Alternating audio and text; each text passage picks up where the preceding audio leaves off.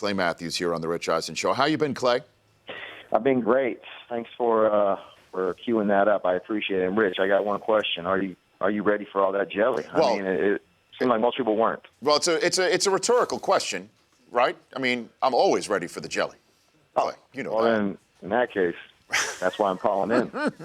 Now, that really was you, correct? That's your voice. It's not sweetened by any stretch of the imagination, right? Well, that's actually my voice, but as you're familiar with in Hollywood, you can kind of do anything behind the scenes. You know, you can doctor things up to Sure. make you sound a little better, make you sound a little sweeter out there. So, I think they might have done a little something to help me out. But yeah, that's all our voices right there. You put it all together. I think we had an amazing boy band moment. Well, we had the offensive line group en masse here in studio last summer prior to the premiere, and they all said that Bakhtiari got direct messaged by Elizabeth Banks, and he really thought it was her direct messaging him, and he thought like maybe he didn't know that she was married. He thought like he would really struck gold. Is how that's exactly what happened. I mean, the offensive linemen are such big fans of the first Pitch Perfect movie that David would always tweet at Elizabeth Banks, knowing that she probably has someone running her handle and everything. Yeah. So she eventually followed back, or her people, and then David tried to slide in those DMs and let her know that, hey, if you ever need extras or Pitch Perfect 2, if you need somebody in it, let me know. Well, anyways, her husband was, I believe, the producer of Pitch Perfect 2, and they worked us into the movie, and I actually couldn't believe it, that through the power of social media, we all became A-list mega movie stars. It's amazing. That's great. Clay Matthews joining me here on the Rich Eisen Show. How is it at the Pro Bowl? You've been there before, but lay it on me. What's going on? Give me the update from Hawaii. Well, we just finished with pictures this morning, Team Rice and Team Irvin, so we got that out of the way, and Team Irvin is practicing now, so I'm just waiting my turn for Team Rice. Otherwise, we're just enjoying this nice Hawaiian weather. I think just going to hang by the pool today, maybe try some stand-up paddle boarding, and just enjoy ourselves. So what is Rice like as a coach? Is he as intense as you'd expect it to be, or not really?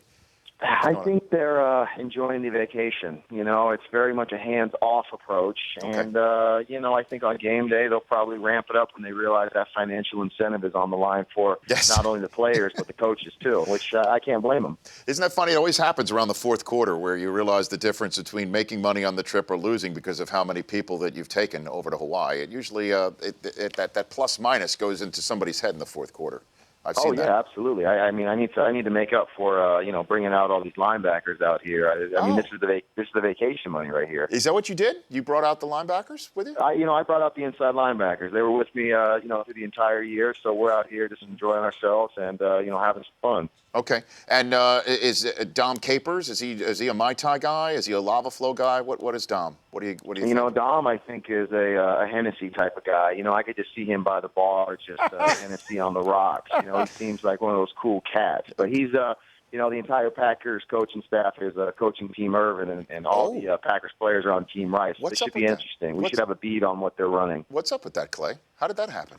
What happened? I don't know. I guess they were just, sick of us. After 16 weeks and a couple playoff games, they just said enough is enough. We need some fresh juice, and they went after some other guys. It's upsetting, I know. Will you get jealous when Dom starts game planning for like Levante David, and does that make you a little jealous at all? I mean, he's got other 52s now on his team. In fact, I think he called a couple of them the Claymaker too. He's just giving up my moniker to other guys. It doesn't even fit the bill, but he just does it. So it's upsetting. We're going to have to talk about this. Okay. Clay Matthews joining me here on the Rich Eisen Show. How would you rate the season for the Packers, Clay? Well, I mean, obviously, anytime you come up short, it's always a disappointment. You look at everything that we have been through this year.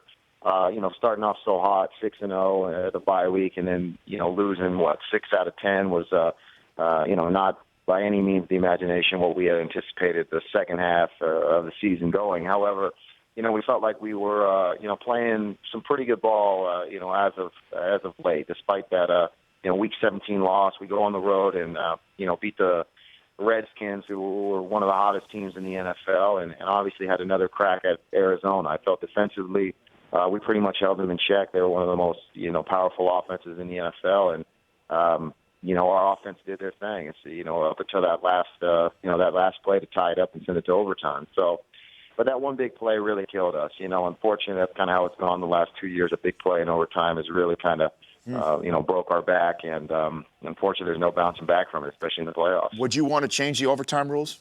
I said this after the game that it would be nice, obviously being on the losing end to have an opportunity to get the ball and, have a chance to match that touchdown that the, opposition scores. But at the same time, we had an opportunity to stop them and, force a punt, get good field position, and kick a field goal to win the game. So, I'd like to see it because I think college overtime games are fun to watch. Put them on the 20, the 25, whatever it is, and get them opportunities to either score, kick a field goal, and, have the other team match that. So I enjoy watching that, and obviously being on the losing side of a couple overtime games is, it's disappointing, and you'd like to see something change at least. Pro Bowler Clay Matthews joining me here on the Rich Eisen Show. So everyone was talking about the smiles from Aaron Rodgers and how they were lacking and how the season weighed on him in a manner that seasons have never weighed on him before. What was it like from the inside with Aaron this year? It seemed as a business as usual. Obviously, things weren't clicking like they were in the past, and I don't know what it can be attributed to, whether that's Jordy being out for the season or anything else. But for the most part, there were some difficulties, and I think we made it look so easy, especially on offense for what Aaron's been able to do throw for 50 touchdowns and win MVPs and receivers going over 1,000 yards, and to kind of have to play close to the vest and grind out some victories and let a few ones get away from us, some close ones. It was difficult to see, but ultimately we put ourselves in position to be in the playoffs, win that wild card game, and had an opportunity to take that last one and head back to Carolina for another opportunity. But we came up short, and that's the reality of it. I know we'll do everything we can this offseason to get back to where we were, and hopefully get even further. Last football one for you. Having had to take down Cam yourself in the regular season, taking him on, what does the Denver defense have to do in your estimation to stop him and win Super Bowl 50?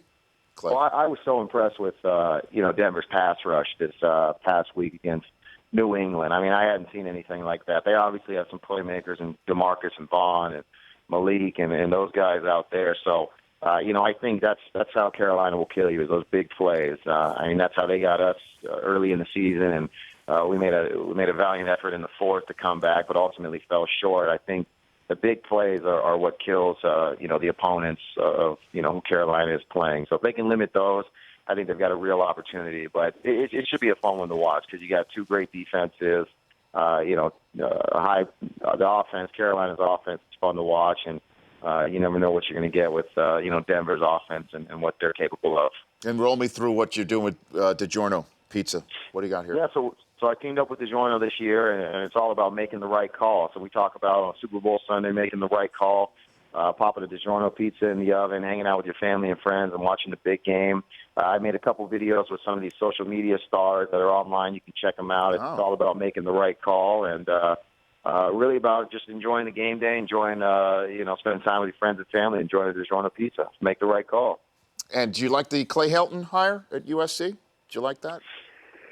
I think time will tell. I was kind of an advocate for them to wait, the season out and see who was out there. I know Chip was released early in Philadelphia. That was a buzzword, around college football as far as him heading back. But we'll see. There, I was kind of disappointed with the bowl game, obviously coming up short to Wisconsin, but.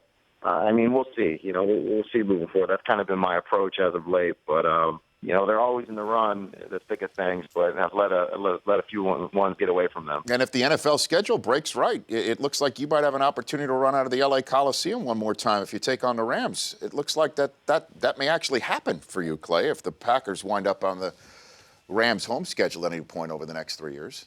That would be fun to go back home at some point and play in LA. I know I was excited when I saw the news, and I obviously don't even play for St. Louis. So hopefully we do get an opportunity to head back out there, perhaps play at the Coliseum or the new stadium, whichever comes first. Yeah, and then you'll shoot pitch perfect 3 in the bye week, right, Clay? Well, yeah, absolutely. I have to manage being a major movie star while also handling my responsibilities on the football field. Yes. It's a tough job, but it's the burden I bear. Exactly, but the first up, the burden of the Pro Bowl. Enjoy it. Yeah. Thank you very much. Thanks for calling in, Clay. Absolutely, my pleasure. Great Thanks again, chatting Rich. with you. You bet. At Clay Matthews 52 on Twitter. The Rich Eisen Show, weekdays at noon Eastern. On Audience.